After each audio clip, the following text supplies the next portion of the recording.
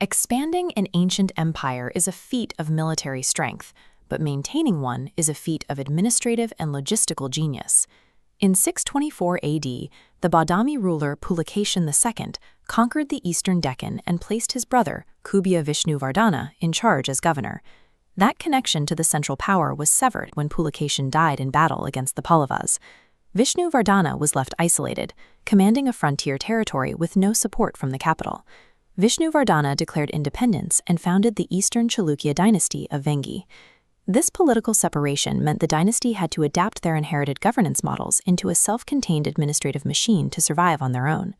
The new Vengi territory covered a massive coastal stretch between Nellore and Visakhapatnam. Survival was not guaranteed.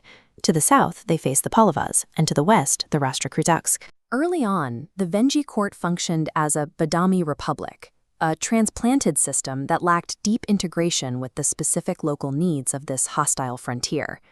To prevent the empire from fracturing, the Eastern Chalukyas designed a government that could delegate significant power while maintaining central oversight. They used traditional Hindu political philosophy as their constitutional blueprint. This philosophy conceptualizes the state as a biological organism, where various limbs must work in unison to keep the central heart beating. It is a concept known as the Saptanga, the 7 limbs of the state. As detailed in these administrative texts, the Saptanga defines the state through 7 specific elements, including the king, the ministers, the territory, and the treasury. By treating the state as an organism, the Chalukyas recognized that the king relied on the autonomous functioning of the ministers and the territory. They operationalized the minister limb by creating a hyper-specialized central cabinet known as the 18 Tirthas. The cabinet was led by a civil-religious partnership, the Mantri, or chief minister, and the Purohita, or chaplain. Military strategy and succession were managed by the Senapati and Yuvaraja. Even physical access to the king was a specialized office. The Dauvarika, or doorkeeper, controlled entry to the throne and managed the flow of intelligence. This extensive division of labor ensured that specialized experts managed the empire's daily crises, reducing the administrative burden on the king. The logistical challenge was projecting this central authority from the capital to the distant frontier. The empire was organized into primary districts called Vishayas.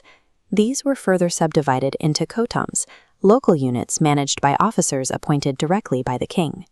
This created a path for royal edicts to move from the capital down to the Nayogi Kalavalas, the revenue officials stationed in the districts. A single central order triggered a chain of reactions that cascaded outward toward the edge of the empire. Edicts eventually reached the Gramyakas, the local residents who were responsible for paying taxes and following imperial law. The Eastern Chalukyas maintained control by building a multi-tiered pipeline for revenue and law enforcement that connected the capital to its furthest villages. This structure allowed Vengi to survive Rashtrakuta invasions and internal power struggles for roughly 5 centuries.